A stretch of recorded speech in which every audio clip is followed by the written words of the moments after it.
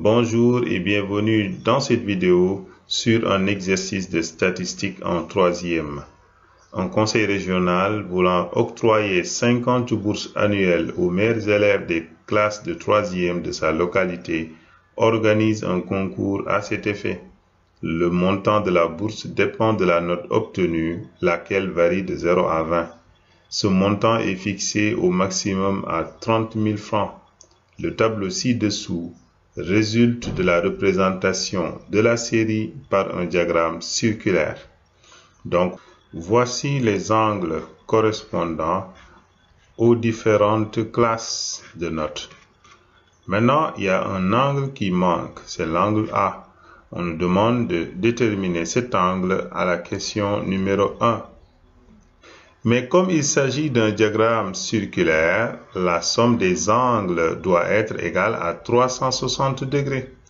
Ça veut dire que 108 degrés plus 93,6 degrés plus l'angle A plus 50,4 degrés plus 36 degrés doit être égal à 360 degrés. Cette somme doit être égale à 360 degrés, c'est-à-dire 288 degrés plus l'angle A est égal à 360 degrés. Cela veut dire que l'angle A, c'est 360 degrés moins 288 degrés qui est égal à 72 degrés. Donc, l'angle A qu'on cherchait est égal à 72 degrés. À la deuxième question, on nous demande de déterminer les effectifs associés aux différentes classes. Les classes sont là. Mais pour déterminer les effectifs associés aux différentes classes, on ne peut passer que par les angles obtenus par la représentation graphique de ces classes dans un diagramme circulaire. Donc, comme c'est un diagramme circulaire, donc la somme des angles est égale à 360 degrés. Mais ces 360 degrés correspondent à l'effectif total. On veut octroyer 50 bourses, donc l'effectif total c'est 50. Donc ces 360 degrés correspondent à l'effectif total qui est 50. Mais à quel effectif correspond 108 degrés? Il correspond à un effectif A qu'on ne connaît pas. Donc allons déterminer l'effectif. Donc par la règle de 3, parce que les angles sont proportionnels aux effectifs. Donc A, c'est 108 fois 50 sur 360. Donc A égale 108 fois 50 sur 360, qui est égal à 15. De même pour l'angle 93,6, 360 degrés correspond à un effectif de 50 et donc 93,6 va correspondre à un effectif de B. Par la règle de 3, nous obtenons B égale, comme tout à l'heure, comme ici, on aura 93,6 fois 50 sur 360 qui est égal à 13. De même pour l'angle 72 degrés, 360 degrés correspond à 50 et 72 degrés va correspondre à un effectif de C, c'est-à-dire C est égal à 72 fois 50 sur 360 qui est égal à 10. De même, pour l'angle de 50,4 degrés, donc 360 degrés correspond à 50 et 50,4 correspond à un effectif de D. Donc en effectuant la règle de 3, nous obtenons D égale 50,4 multiplié par 50, le tout sur 360 qui est égal à 7. De même, pour l'angle de 36 degrés, nous allons avoir un effectif égal à 5 en appliquant la règle de 3 comme montré ci-dessus. Donc voici l'effectif de la classe 10-12, celui de la classe 12-14, celui de la classe 14-16, celui de la classe 16-18 et enfin celui de la classe 18-20. On peut maintenant mettre une ligne des effectifs dans le tableau. Ok, dans cette troisième question, on nous demande le nombre d'élèves qui ont une note au moins égale à 12. Attention, au moins égale à 12. Au moins, ça ne veut pas dire moins 2. Au moins égale à 12, ça signifie 12 et plus. Ça veut dire supérieur ou égal à 12. Où sont les notes qui sont supérieures ou égales à 12? Donc, c'est dans cette classe, les notes qui sont là sont supérieures ou égales à 12. Les notes qui sont là sont supérieures à 12. Les notes qui sont là aussi et les notes qui sont là.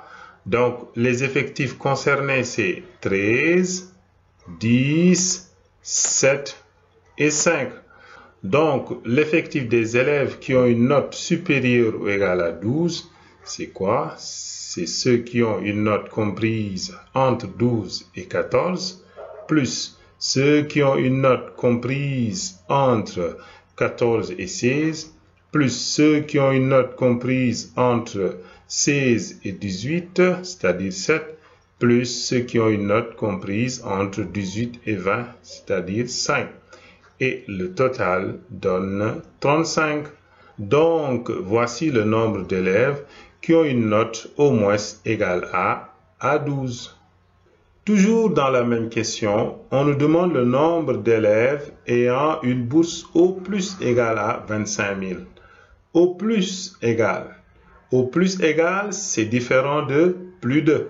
Au plus égal à 25 000 signifie 25 000 et moins, c'est-à-dire inférieur ou égal à 25 000. Alors, quelles sont les bourses qui sont inférieures ou égales à 25 000? Donc, c'est 25 000 et moins. Donc, c'est 25 000, 20 000, 15 000, 10 000. Et les effectifs concernés sont 15, 13, 10 et 7.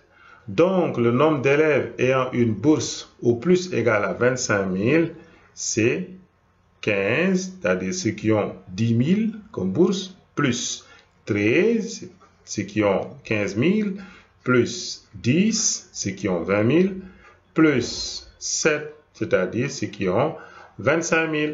Et cette somme donne 45. Donc, voici le nombre d'élèves ayant une bourse au plus égale à 25 000. À la question 4, on nous demande de calculer la moyenne des bourses attribuées. Moyenne M égale. Donc, les bourses attribuées sont là. Et 10 000 a été attribué à 15 élèves, 15 000 à 13 élèves, 20 000 à 10 élèves, 25 000 à 7 élèves et 30 000 à 5 élèves. Donc, la moyenne des bourses attribuées, c'est effectif multiplié par modalité. Effectif fois modalité. Donc, c'est 10 000 multiplié par 15 plus 15 000 multiplié par 13 plus 20 000 multiplié par 10 plus 25 000 multiplié par 7, donc plus 30 000 multiplié par 5. Le tout sur l'effectif total. L'effectif total, c'est 50. L'effectif total, c'est 50. Donc, après calcul, nous obtenons 17 400 francs. Donc, la moyenne des bourses octroyées est égale à 17 400 francs. Dans cette question 5, on nous demande de construire le polygone des fréquences cumulées croissantes. Pour cela, il faut d'abord déterminer les fréquences correspondantes à chacune de ces classes. Donc, quelle est la fréquence de la classe 10-12? Son effectif, c'est 15. Donc, fréquence, vous savez que c'est effectif partiel sur effectif total. Donc, ça fait 15 sur 50 qui est égal à 0,3. Et en pourcentage, ça donne 30%. Donc, on met ici 30%. Maintenant, quelle est la fréquence de la classe 12-14? Son effectif, c'est 13. Donc, c'est 13 sur l'effectif total qui est égal à 50. Donc, ça donne 0,26 qui correspond en pourcentage à 26%. Donc, on met ici 26%. Quelle est la fréquence de la classe 14-16? Donc, c'est 10 sur 50. Et 10 sur 50, c'est 0,2. Et en pourcentage, c'est 20%. Donc, on met ici 20%. Celle de la classe 16-18, c'est 7 sur 50, qui est égal à 0,14, qui correspond au pourcentage 14%. Donc, on met ici 14%. Et enfin, quelle est la fréquence de la classe 18-20? C'est 5 sur 50, qui est égal à 0,1 et aussi correspond au pourcentage 10%. Donc, on va mettre ici 10%. Et comme on nous demande le polygone des fréquences cumulées croissantes, donc on doit chercher d'abord les fréquences cumulées croissantes. Allons chercher ces fréquences cumulées croissantes. Donc, on descend 30%. Voilà. Puis, 30% plus 26%, ça donne 56%. 56% plus 20%, ça donne 76%. 76% plus 14%, ça donne 90%. Et 90% plus 10%, ça donne 100%. Donc, voici les fréquences cumulées croissantes obtenues en pourcentage. Donc, je vous rappelle que dans l'exercice, on nous avait demandé de les exprimer en pourcentage. Maintenant, on va tracer l'histogramme des fréquences cumulées croissantes, puis le polygone des fréquences cumulées croissantes. Pour cela, il nous faut tracer un repère orthogonal et choisir une échelle. Pour l'axe des abscisses, nous avons choisi 2 cm pour une amplitude de 2. Donc, nous avons ici 10, 12, 14, 16, 18 et 20. Et pour l'axe des ordonnées, c'est-à-dire pour les fréquences, nous avons choisi 1 cm pour une fréquence de 10. Donc là, c'est 10, 20, 30, 40, ainsi de suite. Maintenant, on peut tracer l'histogramme. Pour la classe 10-12, la fréquence cumulée croissante, c'est 30. Donc 10, 20, 30. Donc 30 est là. Et donc c'est pour la classe 10-12. Donc c'est ici. Donc c'est là. Là. Donc on va mettre la bande. Et voilà. Maintenant, pour la classe 12-14, on a une fréquence de 56, 40, 50, 52, 54, 56. Donc c'est là. On va mettre 56. C'est ici. Donc c'est pour la classe 12-14. Donc on a la classe 12-14. Donc c'est là. Là. 12-14. La classe 12-14. Voilà. Et maintenant pour la classe 14-16, on a une fréquence cumulée croissante de 76. Donc là c'est 60, 70, 72, 74, 76. Donc voici Voilà, c'est pour la classe 14-16. Donc on trace. Voilà, 14-16. Donc on met la bande. Voilà. Et la bande.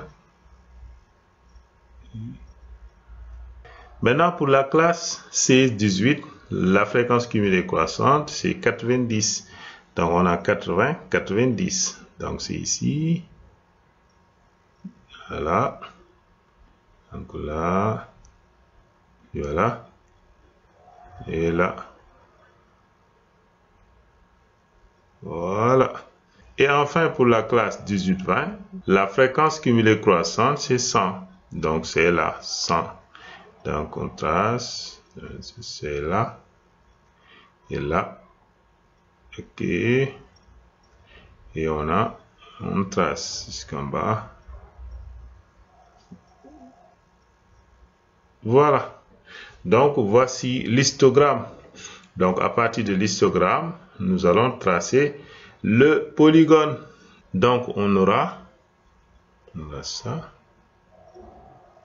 Voilà. Ça. OK.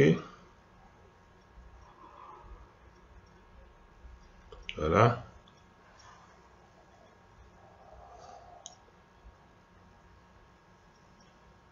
Voilà. Donc, voici le polygone. Donc, on a tracé le polygone des fréquences cumulées croissantes. Maintenant, nous allons déterminer la médiane de cette série statistique en utilisant le théorème de Thalès. Comme il s'agit des fréquences cumulées croissantes, nous allons diviser le total des fréquences cumulées croissantes en deux. Ici, c'est en pourcentage, donc c'est 100%. Donc c'est 100. Et la moitié de 100%, c'est 50% que nous allons placer sur le tableau.